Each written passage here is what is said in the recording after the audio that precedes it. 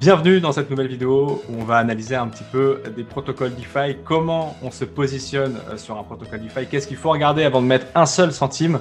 C'est une sorte de série qui va se faire en plusieurs parties et on la démarre avec Token Brice qui va nous expliquer un peu comment lui il fait de son côté avant de positionner quelques euros dans la DeFi. Et je sais qu'il a quelques billes à l'intérieur, donc ça sera intéressant d'avoir son point de vue.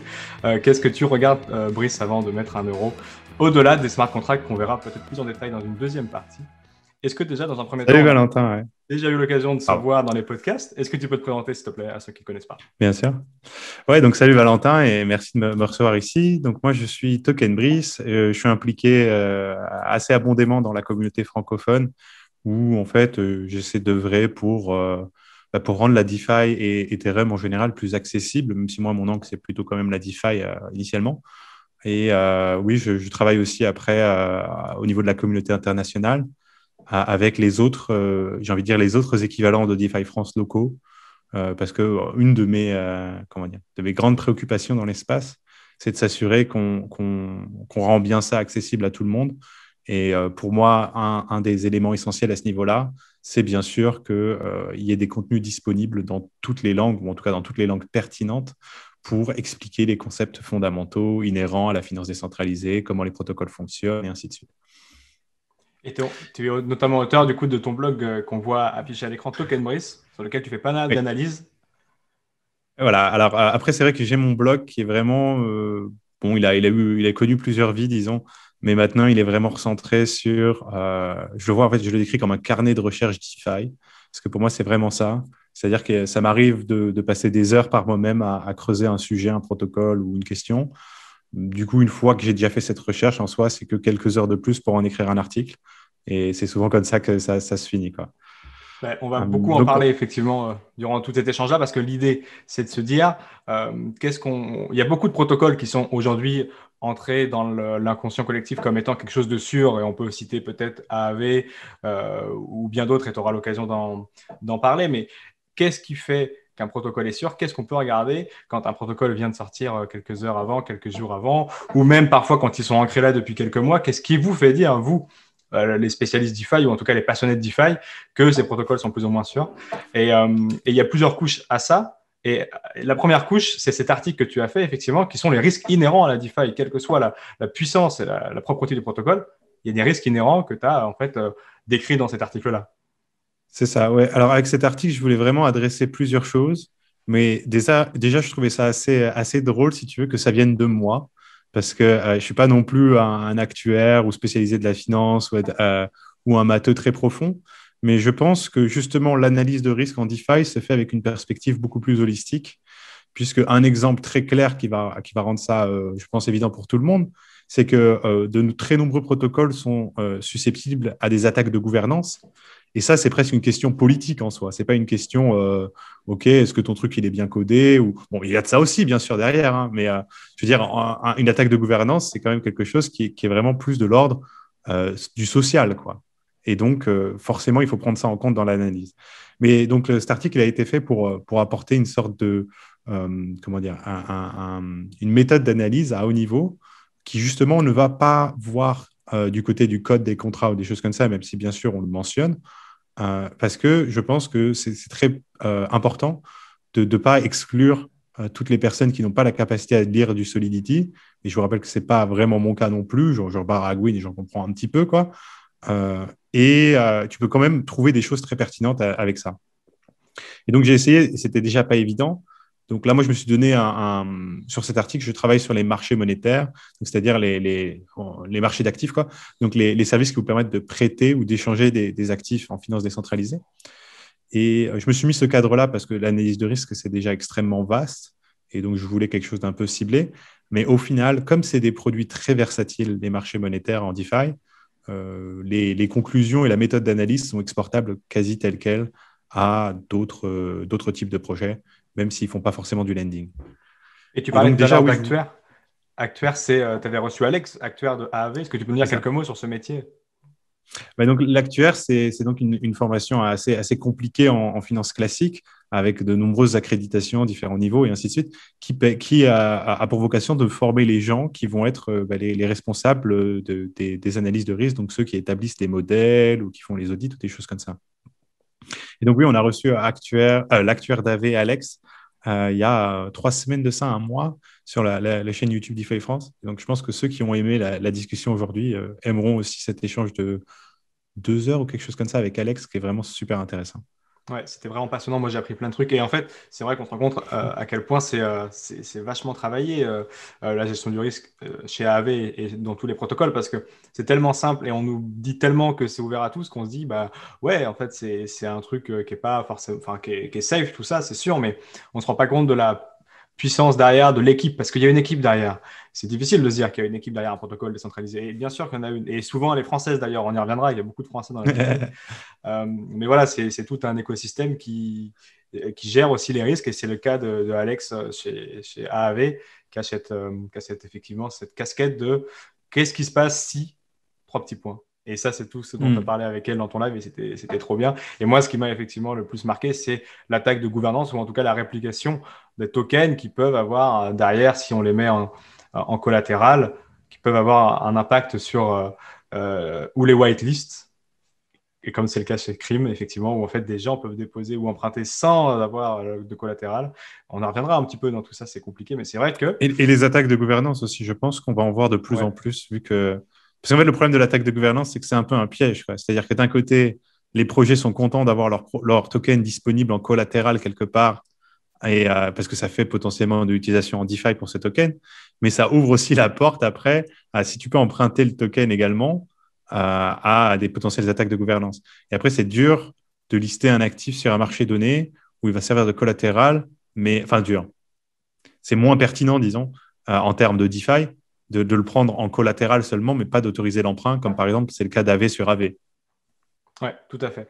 Avant d'aller plus loin, je pense qu'il y a des gens qui nous rejoignent, qui ne connaissent pas forcément tout l'univers de la DeFi. Est-ce que, en quelques mots, c'est toujours compliqué, mais je sais que tu as ce talent d'y arriver, tu peux nous expliquer un peu ce que c'est la DeFi et comment ça fonctionne, et particulièrement les protocoles d'emprunt, dépôt, borrow lending comme AAV, s'il te plaît.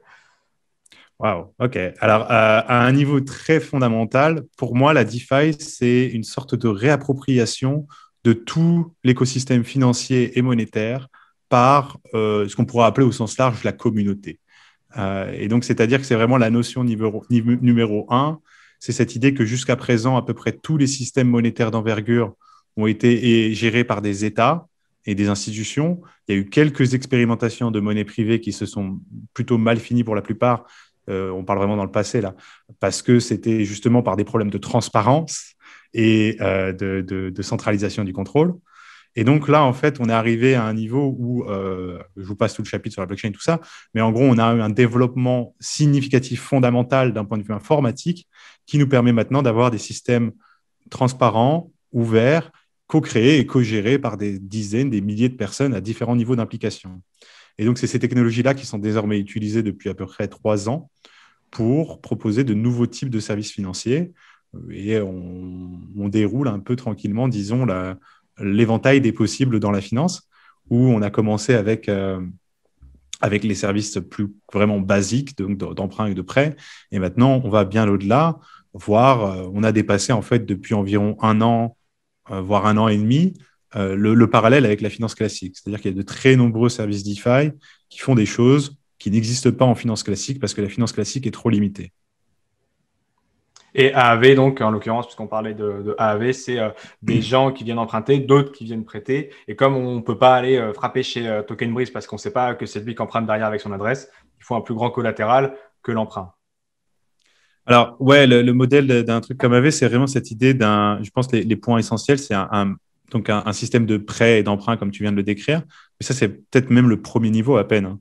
Mais surtout, la notion que ça se fait complètement de pair à pair et que donc le système, le smart contract, il y en a plusieurs, mais vous l'appelez comme vous voulez, il est plus là comme une sorte de…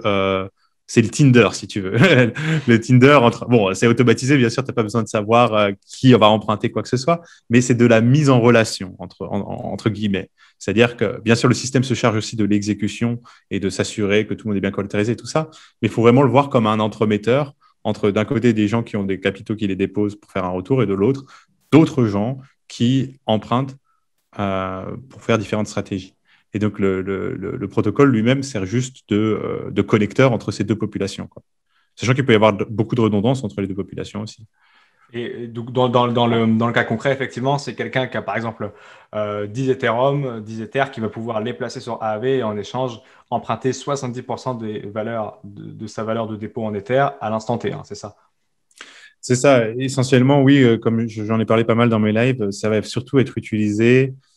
Une des stratégies les plus basiques et je pense les plus compréhensibles. Bah tiens, on va le faire simple. Je ne sais pas si tu as vu le Engine Coin qui a bien, et c'est bien apprécié dernièrement. Bon, bah, Totalement. le Engine est accepté en collatéral sur Aave depuis un petit bout de temps. Et donc, potentiellement, on se remet début janvier. Tu as des engines, tu ne peux pas en faire grand-chose en DeFi à part les utiliser comme collatéral chez Aave. Donc, tu vas les mettre chez Aave. Ça t'ouvre une ligne de crédit où tu peux faire plusieurs choses avec. Soit tu es plutôt prudent et tu dis, bon, OK, le engine, moi, je ne sais pas trop s'il va monter ou pas. Donc, je vais juste minter un peu de stablecoin et les mettre à farmer. Soit tu es un peu plus taureau sur le engine. Et dans ce cas-là, tu te dis peut-être, ah bah, très bien, moi, je vais mettre mes engines en collatéral. Je vais emprunter 30% de leur valeur en dollars, racheter des engines et les redéposer dans Aave. Et Time beaucoup. a priori, tu vois, si tu as fait ça, tu es plutôt heureux vu ce qui s'est passé sur l'appréciation du prix. Donc, ouais, ça peut être ce genre de mécanisme d'effet de levier. Ou alors vraiment, moi je pense que l'idée la plus facilement compréhensible, c'est voilà, vous avez un actif que vous voulez garder non stable, donc que vous voulez garder tel quel sur le long terme, que ce soit du Bitcoin, du Link, de l'Ether, tout ce qui est supporté en collatéral sur Aave, eh bien vous pouvez donc le mobiliser pour emprunter à partir de cet actif. Et généralement, vous allez chercher à emprunter des stablecoins pour avoir des coûts prévisibles. Et à partir de là, vous avez un coût d'emprunt prévisible. Donc, tout ce qui vous reste de l'autre côté, c'est un taux de retour prévisible supérieur à ce coût d'emprunt. Et a priori, vous êtes sur une stratégie déjà qui a un début de pertinence. Donc aujourd'hui, on peut avoir des flux sans vendre ses actifs dans la crypto grâce à la DeFi notamment. C'est ça, oui, c'est un des grands intérêts aussi. Ça date quand même d'il y a 2 bonnes années maintenant, mais c'est vrai que ça commence à se démocratiser de plus en plus. Totalement. Et alors justement, pour rentrer un peu dans le vif du sujet, Brice, comment on fait pour comprendre un peu les projets dans lesquels on met son argent ou en tout cas ses crypto-actifs? Où est-ce que toi, tu les places? Si tu peux nous donner quelques grands noms de grands protocoles, ou en tout cas peut-être où tu peux nous dire c'est plus ou moins safe. D'ailleurs, tu l'as déjà fait un peu dans ton blog. Et nous donner, toi, comme si voilà, on n'était pas là, comme si la caméra n'était pas là, Cryptost n'est pas là. On veut voir Brice derrière son ordinateur qui regarde un peu là où il met son... Qu'est-ce qu'il fait avant de mettre son argent, quoi. Ouais, ah oui, d'accord, la petite enquête, ça à voir. Mais donc oui, comme je disais tout à l'heure, bon, moi je vais regarder bien sûr au niveau des contrats, mais vous remarquerez même que dans mon article, je crois que j'ai 8 catégories. Et il y en a une qui inclut en gros la sécurité des contrats, mais qui est une catégorie plus large. Et après, on va parler de sujets aussi critiques, comme par exemple l'oracle, qui est donc le mécanisme que le service en question va utiliser pour déterminer les prix à la valeur à l'instant T des actifs sur le marché, les mécanismes de liquidation. Donc ça, c'est spécifique au marché monétaire. Après, je fais aussi une analyse des risques des tokens acceptés en collatéral. Je regarde du côté du module d'assurance de la plateforme ou de sécurité s'il y en a un. Puis après, l'écosystème d'assurance énergie. Enfin, la gestion du risque sur le token natif. Et on finit avec la communauté et la DAO. Je tenais à faire cette liste-là parce qu'on vous rendez bien compte qu'au final, dans la liste, il y a plein de choses qui sont assez peu techniques, quoi, et qui ne nécessitent pas de connaissances excessives en Solidity, voire aucune. Et ça, c'est vraiment, moi, ça fait partie intégrante de mon analyse. Et je pense que ça devrait être le cas de manière générale, quoi. Ouais, mais Donc, c'est qu'est-ce super que vous pouvez... intéressant justement d'avoir ton cheminement de réflexion pour voir, et peut-être qu'à un moment donné, s'il y a un des points que tu as cités qui foire là, peut-être que tu laisses tomber le projet, ou peut-être que tu vas mettre moins d'argent, ou est-ce qu'il y a des points rédhibitoires, et tout ça, c'est ce qu'on va pouvoir voir ensemble, effectivement. Ah oui, non, bon, alors pour moi, en fait, ils sont presque classés par ordre d'importance, quoi. C'est-à-dire qu'il y a des points qui sont absolument rédhibitoires. Et voilà, c'est pour ça, par exemple, la deuxième étape, c'est les oracles. Si le mécanisme d'oracle n'est pas satisfaisant pour moi, ça va en tout cas limiter grandement l'utilisation que je vais faire du marché monétaire en question, et notamment en termes d'emprunt, puisque ça revient à prendre un risque excessif si vous posez des tokens pour que les autres puissent les emprunter, si l'oracle, vous n'êtes pas satisfait du mécanisme d'oracle. L'oracle étant, Donc par c'est exemple, c'est vraiment... le cas, il y avait eu cette problématique chez Compound il y a quelques mois, effectivement, où l'oracle de Compound utilisait celui de Coinbase, et Coinbase avait eu C'est un ça. problème, et le prix du DAI, qui est censé être un stablecoin qui reste à 1, était monté, et donc avait liquidé le prix, et avait liquidé une grande partie des emprunts, plusieurs centaines de millions d'euros sur Compound d'ailleurs. 90 millions de dollars, je crois. Ouais. 90 millions de dollars sur Compound parce qu'effectivement, il y avait juste un bug d'un oracle qui disait attention, le DAI, il n'est pas à 1, il est à 1,08 et forcément, du coup, il n'y a plus assez de collatéral alors que ce n'était pas le cas. Donc, effectivement, il y avait eu cette problématique. Et ouais, c'est très bien que tu le soulignes comme ça parce que c'est ce que je mettais dans l'article aussi. C'est pour ça que je l'ai mis aussi haut, l'oracle. Parce que comme l'oracle est la source de vérité du système, en fait, il peut se passer ce que vous voulez après. Si l'oracle rapporte bleu alors qu'en fait c'est noir, bah, c'est fini, quoi. Le système pense que c'est bleu et le système agit comme si c'était bleu. Et c'est vraiment ce qu'on a vu sur Compound, où donc il y a eu ce souci-là, mais notamment en soi, et ça je pense que c'est important que les gens le comprennent, il n'y a pas eu de souci technique sur Compound. Le système a agi comme attendu. C'est juste que les paramètres donnés au système en entrée étaient incorrects. Et donc on a abouti à cette situation de liquidation excessive. Mais voilà, ça c'est important parce que c'est vrai que beaucoup de gens, moi ça me frustre énormément en fait, de voir tous ces gens qui sont en fait pas très techniques comme moi, et pourtant vont aller se concentrer sur le risque technique, essayer d'aller voir les audits ou les trucs comme ça. Alors qu'au final, bah encore une fois, là vous avez un système qui d'un point de vue technique a agi entièrement comment il devait agir, mais ça n'empêche que y a plein de gens qui ont perdu un sacré paquet d'argent. Que Compound n'a pas souhaité dommager d'ailleurs, si je ne dis pas de bêtises là aussi. Alors, je crois qu'il y a eu des discussions, mais en effet, au jour d'aujourd'hui, il me semble qu'il n'y a toujours pas de plan de compensation clair et que ce n'est pas vraiment dans leurs intentions. Ouais. De ce que j'en ai compris, après, ces choses-là, ça peut changer assez vite. Hein. Alors, est-ce que tu peux nous partager du coup ton écran, Brice, de nouveau pour regarder un petit peu, prendre un projet de ton choix et puis faire un petit peu tout ce dont tu nous as expliqué là, le tour d'horizon technique, enfin le tour d'horizon que tu fais. Le tour d'horizon technique. Un petit peu accéléré du coup, parce que je pense que ça doit prendre un peu plus de temps. En accéléré, ça va être un peu compliqué. Alors, voyons voir qu'est-ce qu'on pourrait faire. Si, tiens, on va pouvoir faire comme ça. Attends, je suis sur un clavier AZERTY en plus, donc je n'ai pas l'habitude. On va prendre reflexer.finance, par exemple. Il faut savoir, des points finance, il en sort des dizaines tous les jours et c'est justement à partir de là que toi, tu vas regarder ce qu'il y a dans le cœur du projet plus que dans la landing page ou dans la page d'accueil. C'est ça. Après, la landing page en soi vous dit beaucoup, parce que si les gars ils font de la DeFi à un haut niveau, ils sont pas capables de vous expliquer simplement ce qu'ils font. Pour moi, c'est basta. Hein. Ouais. Vous savez, c'est un peu comme les startups et les API à l'époque où il y en avait plein. Il y en avait plein, d'accord, mais il y avait 3 quarts qui allaient sur leur homepage. Les gars, ils te mettaient 3 mots de bullshit marketing et tu comprenais pas ce qu'ils faisaient. Bon bah ok, c'est bien pour tes investisseurs peut-être, mais tu vois, moi c'est pas ce qui m'intéresse. Donc c'est pour ça aussi que je commence par la landing page parce que mine de rien là, c'est un premier indice. En anglais, bien sûr. Vous comprenez déjà, voilà, moi je trouve ça c'est assez propre, c'est assez clair, on comprend ce qu'on peut faire avec. Après, bien sûr, il faut aller bien plus loin. Donc, je vais essayer de calquer sur l'article. Voyons voir qu'est-ce que j'avais mis en premier. Donc, il y avait. Non, c'est bon, ça, on verra ça plus tard. Mais il ne va pas me laisser accéder sans ça. Zut. Désolé, je n'ai pas setup ce. Alors, j'ai un wallet.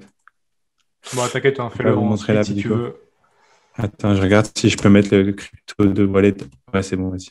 Je m'en fous. Non, mais il ne me connecte pas le wallet, c'est pas grave. On coupera ça au montage, t'inquiète. Bon, c'est pas grave. Donc oui, une première chose, là, on est donc sur un protocole de lending, Reflexer, qui va bien au-delà, bien sûr, on parle de lending, mais bon, voilà, c'est très, très simplifié. Donc, une des premières choses que vous pouvez aller voir déjà, c'est les statistiques. Donc, déjà, s'ils ne les affichent pas sur leur homepage, généralement, c'est que ce n'est pas très, très bon signe. Bon, là, en l'occurrence, ce n'est pas le cas. On peut voir qu'il y a eu environ 445 millions de rails qui ont été émis, sachant que le rail vaut à peu près $3, c'est pas rien. Vous pouvez voir un peu différentes statistiques sur le protocole. Donc, ça vous donne déjà une petite base. Mais donc, après, moi, je vais vraiment commencer généralement par l'équipe. Et donc, d'aller voir concrètement qui fait ce truc-là, quoi, et qui sont ces gars. Et voilà, sur un truc comme Reflexer, vous pouvez commencer par Twitter, par exemple.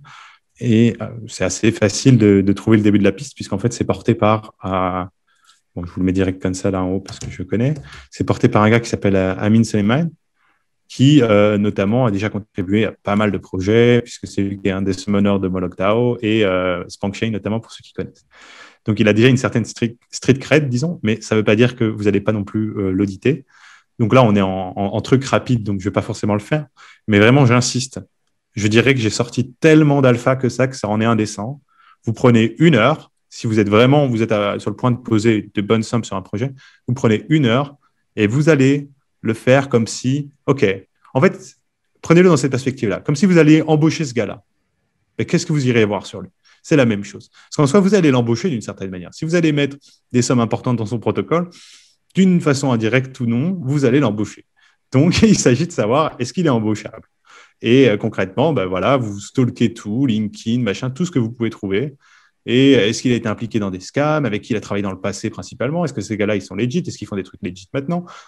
Vous dépilez ça. Et honnêtement, c'est probablement, je dirais, l'analyse est faite là parce que il y a vraiment énormément de choses à apprendre juste de ça.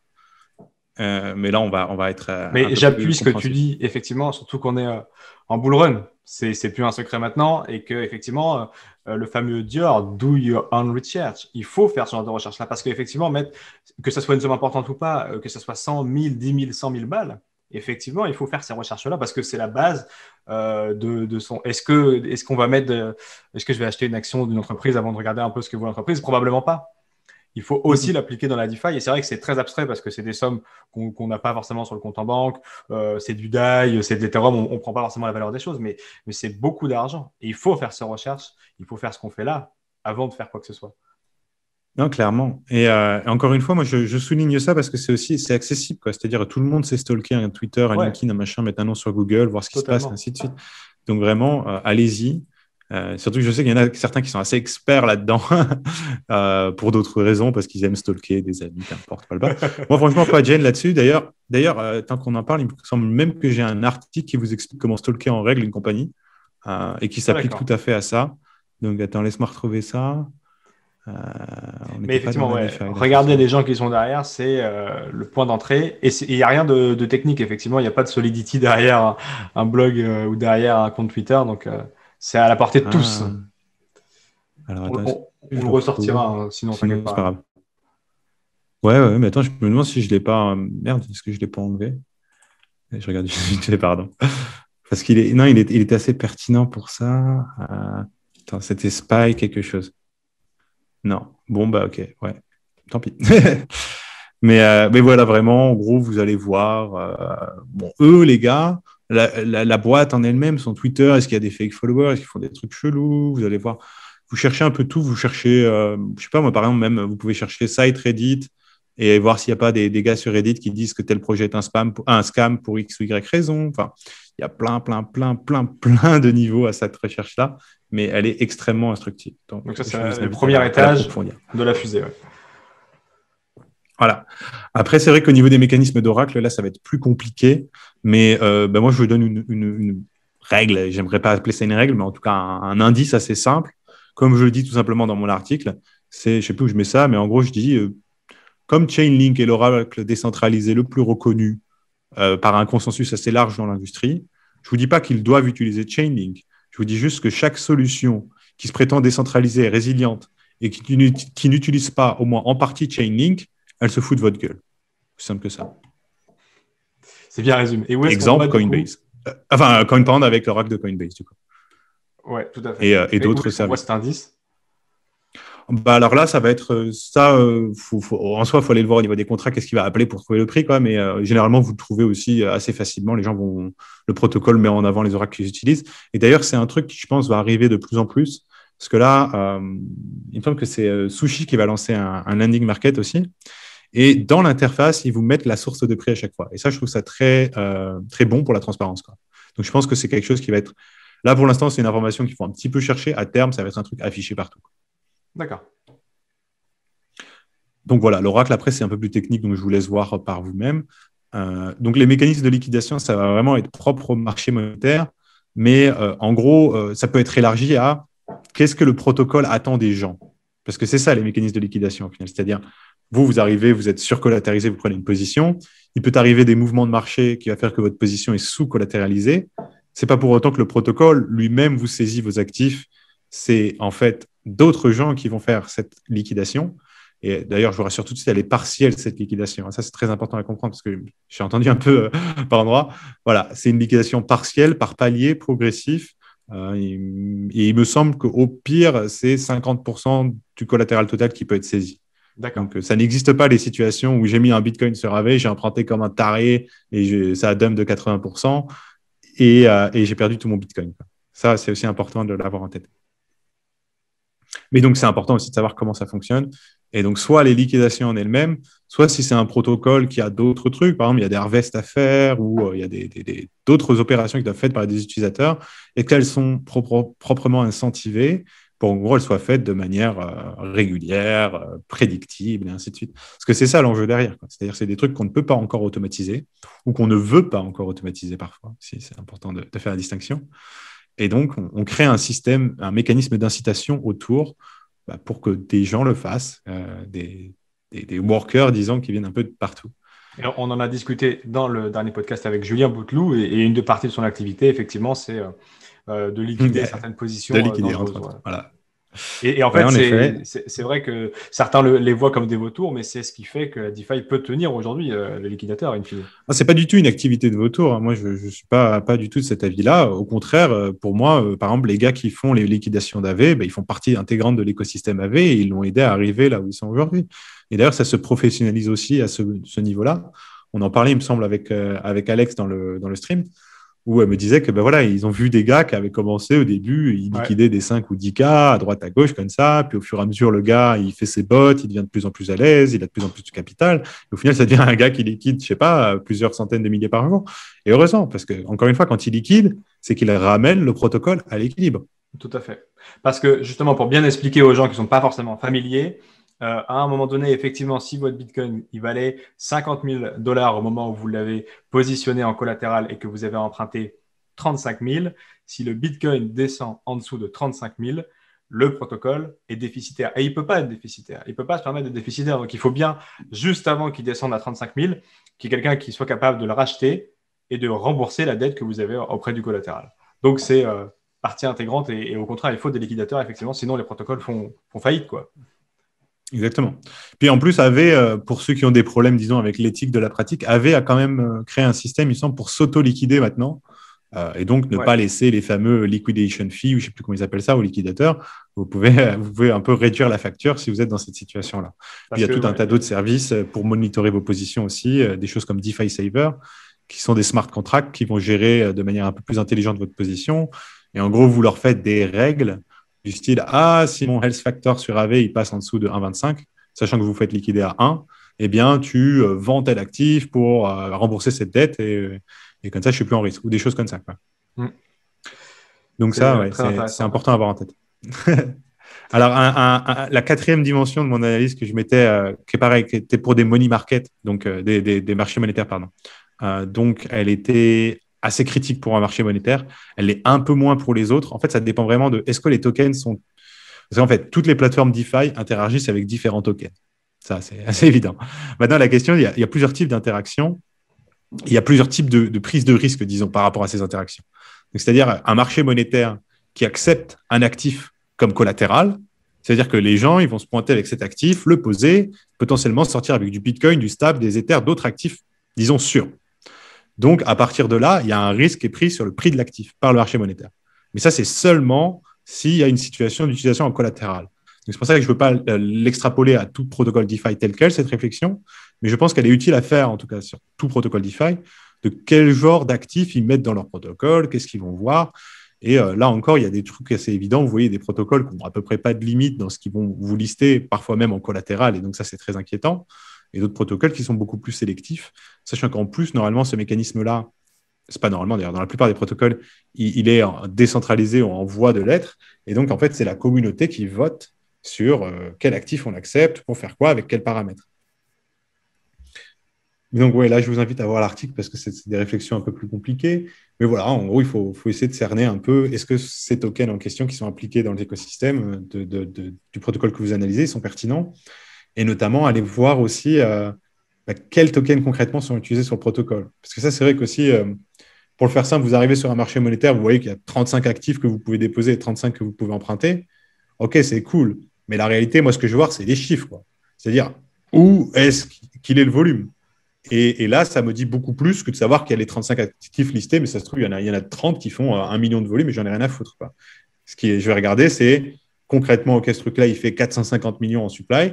D'où il vient ce 450 millions, et on peut voir des choses plus ou moins intéressantes. Là, je vais vous montrer sur le screen, par exemple, où il me semble que la situation a un peu évolué maintenant. Mais à un moment donné, on avait un token FTT, donc le token de FTX, qui faisait un tiers des collatérales de Crime, quoi. Et ce qui a valu à Crime la fameuse réputation d'être en gros l'endroit où SBF et Poto font leur short, quoi. Qui après, c'est vrai qu'après, hop, un petit point qui traîne ici. Et en plus, il y Après avait coup, c'est pas. les fameuses whitelists sur Crime, c'est ça, hein?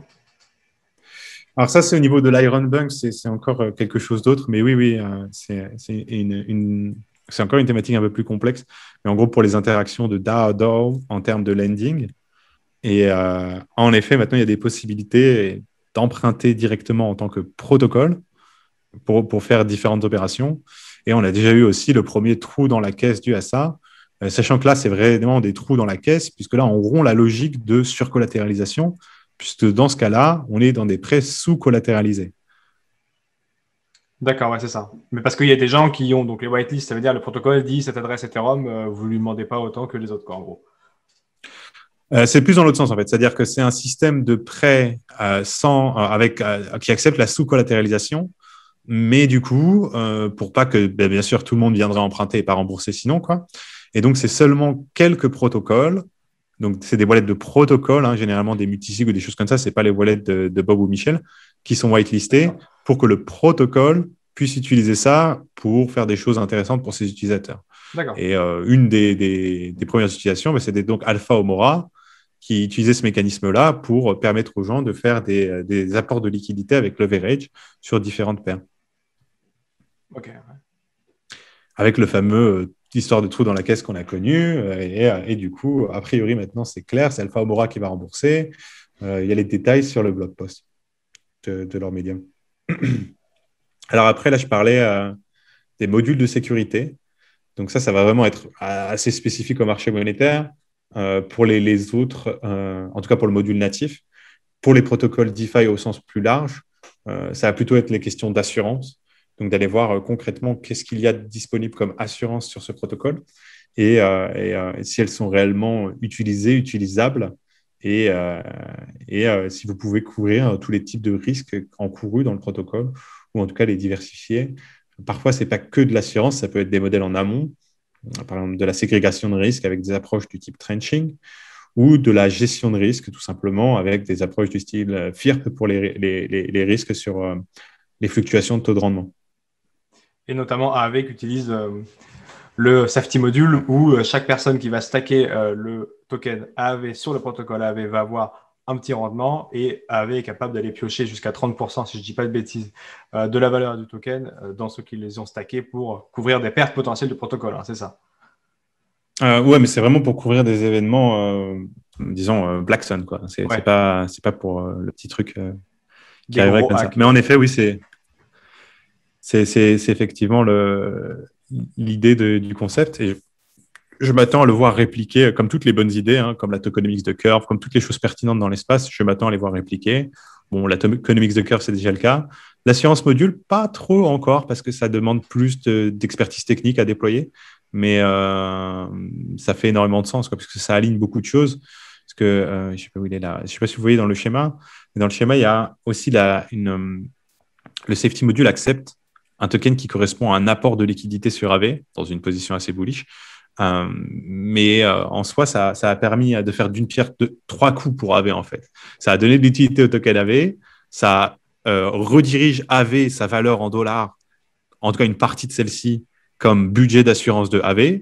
Et en plus de ça, une bonne partie des déposants dans ce système font en fait d'une pierre deux coups, puisqu'ils déposent dans une pool de liquidité, donc ils aident à développer la liquidité sur le token, et après ils stake ce token représentant un dépôt sur une pool de liquidité dans le safety module d'AV, s'exposant donc au slashing, mais aussi gagnant des récompenses additionnelles. Et donc, ça crée une position, disons, pour un yield farmer qui peut être assez intéressante, mais en même temps qui est très synergistique avec l'écosystème AV, puisque ça aide à développer la liquidité sur le token, qui sert de backstop en cas de crise majeure, avec un lock de 10 jours aussi. Ça, il ne faut pas l'oublier. Donc, il n'y a pas de possibilité pour ces petits gars-là. Ah, le truc s'est fait hack, vite, je push, je me casse. Merci AV pour les thunes jusqu'à présent et je ne vous revois plus. Non. 10 jours de lock. Donc, ça donne tout le temps à AV de littéralement décider combien d'AV vont être saisis si nécessaire. Et bien sûr, ça va être un truc, c'est pas AV, coucou, comme ça, ils se réveillent le matin. Oh, allez hop, je vais me taper un petit million d'AV du safety module. Non, non, non. Mais je le dis dans le sens là, en termes de sécurité, ça donne tout le temps au protocole de saisir et potentiellement de mobiliser en dollars, si c'est nécessaire parce que le token est en train de s'écrouler, avant que cette liquidité verrouillée pendant 10 jours ne puisse sortir.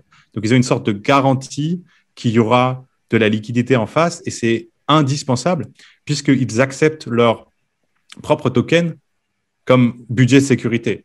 Donc, s'ils n'avaient pas ce mécanisme pour s'assurer qu'il y ait toujours, avec un délai de 10 jours, encore une fois, de la liquidité en face, ça aurait pu être plus problématique. Mais là, c'est assez équilibré pour le coup. OK. Donc, ça, c'est le safety module. Oui, donc je vous parlais de l'assurance, de tout l'écosystème de l'assurance étendue. Et après, qu'est-ce qu'il y a mis dans l'article? Oui, l'idée de la gestion du risque sur le token natif. Donc ça, c'est encore plus un truc de marché monétaire quand même, parce que a priori, les autres protocoles prennent moins de risques sur leur token natif. Mais ça reste quand même quelque chose d'intéressant à voir pour avoir une idée de est-ce que vous êtes face à des gens informés, disons, qui savent à peu près ce qu'ils font, ou est-ce que c'est vraiment ils n'ont pas trop conscience de l'impact de différents paramètres sur un système. Et après, je mettais le dernier point, mais qui est un point important pour moi, qui est d'aller voir tout simplement à quel point le projet est un projet legit au sein de la communauté. C'est-à-dire, en gros, il s'est financé comment? D'accord. Bon, ils ont bien grandi, ils ont plein de millions maintenant. Qu'est-ce qu'ils en font de ces millions? Est-ce qu'ils sont en train de se dorer la pilule sur une plage quelque part et de dev 1 heure par jour? Ou est-ce qu'ils sont réellement en train de bosser et de, en même temps, supporter l'écosystème via Gitcoin, via d'autres projets, via un système de grant interne même? Pour les gens qui construisent sur leur protocole, il n'y a pas besoin d'être juste un grand prince qui donne à tout le monde comme ça sans faire de jaloux. Mais il y a vraiment cette idée quand même de, voilà, il faut partir du principe que les gens qui font de la DeFi depuis 2, 3 ans, 4 ans, a priori, ils sont dans une situation assez intéressante et donc ils sont en mesure de rendre. S'ils ne le font pas, ça dit peut-être quelque chose sur le personnage. Et ça se voit sur les réseaux, sur Gitcoin, comme tu disais, sur l'avancement du Surtout, protocole, voilà, s'il sur plein de bouge ou pas. choses. Et puis même voir leurs founders. Est-ce que leurs founders sont devenus des sortes de papas de la DeFi que vous retrouvez avec un petit ticket dans différents projets pertinents? Ou alors, est-ce qu'ils ont pris une approche un peu plus agressive vis-à-vis de la DeFi en montant une structure de venture capital pour snapper quelques projets et enfin voilà, c'est une question un peu de… L'angle vous dit beaucoup, quoi. Et où est-ce que toi, tu vas regarder tout ça sur Twitter? Google. Sur Google, Google, c'était ton pote, hein, là-dessus. Alors, vous n'avez pas idée du nombre de trucs bizarres dans la DeFi ou de choses qui sont comme ça un peu où on se gratte la tête. Et en cherchant bien avec Google la source des fonds, de qui finance quoi, pourquoi, tout s'explique. Et justement, là, on redirige vers ton blog pour avoir cette trame dont tu as éclairci beaucoup de choses dans cette vidéo. Et puis après, on va arriver sur une partie un peu plus perso, tes grandes erreurs ou tes conseils que tu n'as pas forcément mis dans cet article-là. Mais alors, toi, du coup, combien de temps ça te prend factuellement pour regarder un protocole avant de mettre 10 balles? Le truc, c'est que ça dépend vraiment d'où ça sort, tu vois, parce que j'avais envie de te dire, ça va prendre potentiellement plusieurs heures, mais par exemple, un truc comme Reflexeur, comme je suivais le projet depuis un petit bout de temps, je savais qui étaient les personnes et ainsi de suite, je vais être honnête avec toi, mes premiers is que j'ai mis dedans, je les ai ape, mais je les ai ape en connaissance de cause, quoi. D'accord. Et après, j'ai lu un peu plus dessus et j'ai augmenté l'implication, disons. Mais voilà, c'est pas forcément que ça doit vous prendre 3 heures avant le moindre investissement. Ça dépend comment vous fonctionnez, en fait. Je sais qu'il y a des gens qui sont plutôt dans une logique, bon, ils vont mettre 500 balles dedans, un cas, et c'est comme ça qu'ils vont réellement avoir l'envie d'aller voir ce qui se passe à un niveau plus profond, quoi, en ayant une première expérience pratique avec. Donc, c'est à voir. Il faut juste être conscient que voilà, l'exposition que vous prenez, elle est proportionnelle au montant investi, multiplié par le temps que vous restez dans le protocole. Et ça, je pense que la deuxième dimension, les gens ne l'ont pas encore bien compris, hein. Ça, c'est C'est-à-dire clair. que c'est tout… Et justement, parce qu'il y a cette prime au primo arrivant sur certains protocoles, effectivement, où les IPY vont être plus grosses, où les tokens ne sont pas encore partis to the moon, comme on dit. Donc, il y a effectivement la fausse idée dans la finance, c'est le gros poisson qui mange le petit, mais c'est plutôt le premier arrivant qui a la main sur les derniers, quoi. C'est cette fameuse rapidité. Donc, parfois, il y a des gens qui vont mettre grosse couille avant de vérifier, si tu veux. Ah oui, après, il y a ce côté un peu là, mais Ça dépend des projets. Ça, après, généralement, si les modèles de distribution de tokens sont bien conçus, c'est pas tellement une prime au primo arrivant qu'une prime au. Un que j'adore à ce niveau-là, c'est réflexeur. À celui qui joue dans l'intérêt du système versus celui qui essaie d'aller un peu contre le système pour son propre profit. Et c'est vrai que réflexeur, ils ont un peu ce mime-là du money god. Et en gros, tu veux pas aller contre le money god parce que le money god te va te défoncer. Mais il y a un peu de ça, quoi. C'est-à-dire, voilà, le money god, c'est le smart contract qui régit en gros comment fonctionne le système. Il a des règles assez simples et faciles à comprendre. Si tu es dans un chemin, disons, où tu maximises ton exposition au protocole, mais en même temps, tu maximises la valeur que tu lui apportes, alors le money god est clément et généreux envers toi. Par contre, si tu es dans une situation où tu vas essayer potentiellement avec une grande exposition au protocole, mais de le gamer un peu d'une manière ou d'une autre pour en extraire de la valeur, alors là, tu t'exposes au courroux du money god. C'est simple que ça. D'accord. Directement ou indirectement. C'est-à-dire que ce n'est pas un petit dieu de smart contract qui tape dans ton wallet. C'est un jeu de règles qui est fait pour inciter ou désinciter certaines actions. Et on verra dans une deuxième partie, effectivement, comment on regarde des smart contracts ou des audits, effectivement, pour les comprendre dans un deuxième temps. Mais effectivement, le tout premier pas, et je le répète, c'est ce que Brice a décrit dans cet article, c'est ce dont on vient de discuter, effectivement, là, qui est la première brique, avant d'aller regarder ce qui se passe dans le protocole. Ça, c'est certain. Après, pour les audits, et ça, bon, doit rester un avis, disons, personnel, parce que je n'ai pas la formation pour le dire tel quel. Mais en fait, pour moi, c'est tout simplement aucun des services d'audit de l'espace n'est légitime. Ils ont tous un track record absolument horrible. Il suffit de regarder le nombre de projets qui sont en réalité très safe et qui sont défoncés régulièrement. Ils n'en ont absolument rien à faire. Techniquement, ça veut dire que les audits, vous lisez le journal du dimanche, ça sera plus intéressant. D'accord. Et pourtant, c'est un argument de vente important. Justement, c'est pour ça qu'il y en a autant. Mais alors après, pour le faire plus en détail, il me semble qu'on le mentionne dans le live avec Alex, mais il y a vraiment cette question il faut savoir quelle version du protocole a été auditée. Est-ce qu'ils ont vraiment audité tout le code? Est-ce qu'ils l'ont audité dans des situations réelles, avec des interactions avec des vrais tokens, et ainsi de suite. Et en fait, 99,9% des audits ne passent pas ce test-là. Pour des raisons diverses. Je ne suis pas en train de dire que tous les auditeurs sont en train de faire n'importe quoi. C'est aussi que les auditeurs, on les consulte pour faire un audit d'un projet X.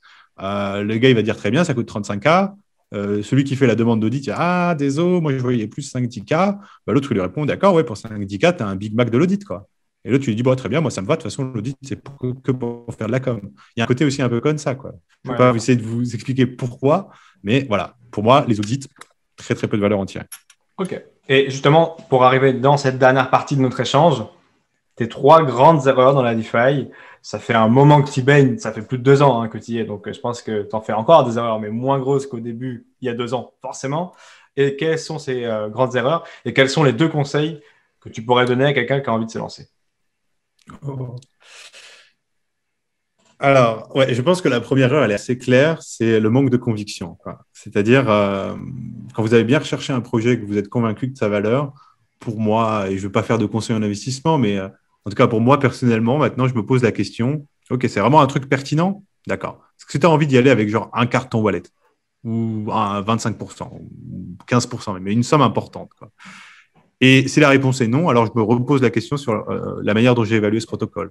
Parce qu'il y a un manque de concordance, quoi. C'est-à-dire, si je suis convaincu que c'est réellement pertinent, a priori, on est dans une phase early du protocole, oui, je devrais vouloir y aller avec des montants importants. Et voilà, ça, c'est une erreur que j'ai faite telle quelle sur plein de protocoles, c'est-à-dire, j'avais des trucs très, très pertinents très, très tôt, mais quand tu vois les bacs que j'ai mis dessus par rapport à mon wallet à l'époque, ça ne faisait pas de sens.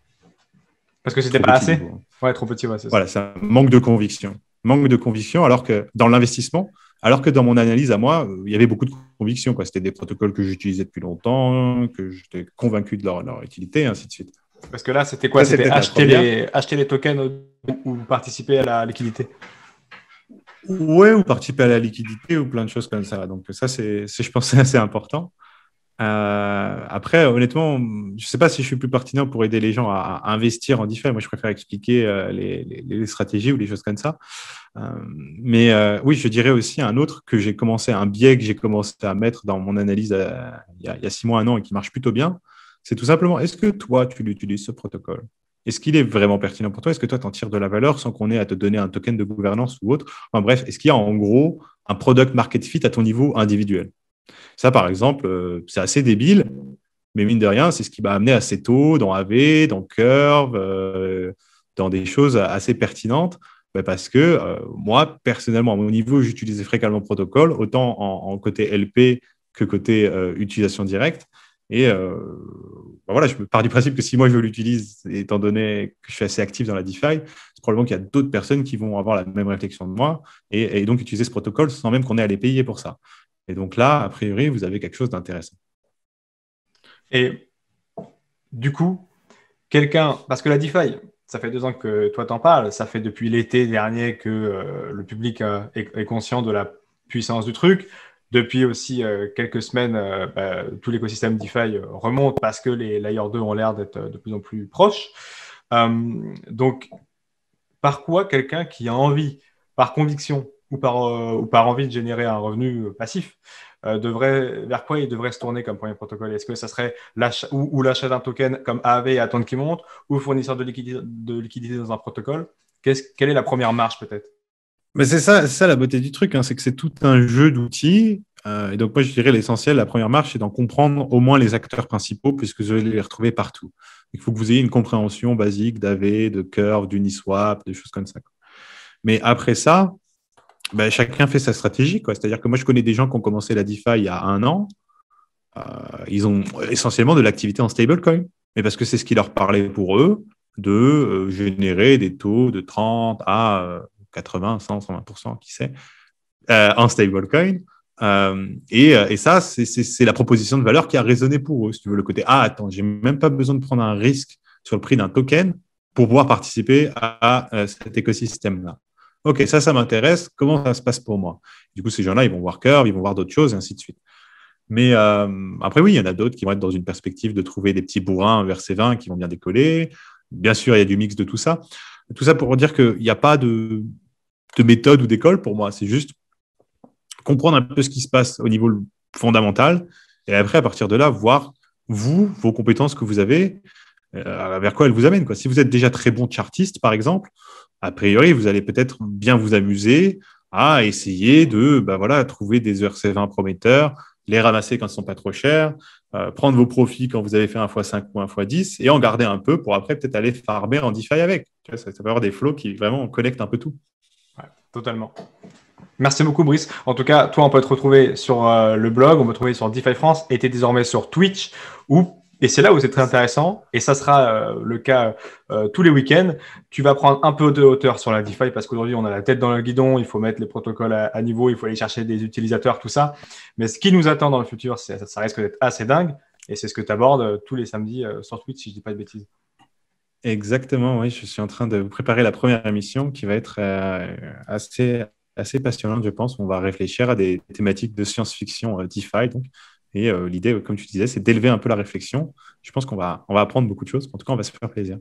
Merci beaucoup, Brice. Et donc, tous ceux qui veulent garder contact avec toi, ça se passe sur Twitter où tu es pas mal actif, tu parles de protocoles intéressants parfois. Donc, avoir un œil sur le Twitter de Token Brice, ce sera très intéressant pour vous.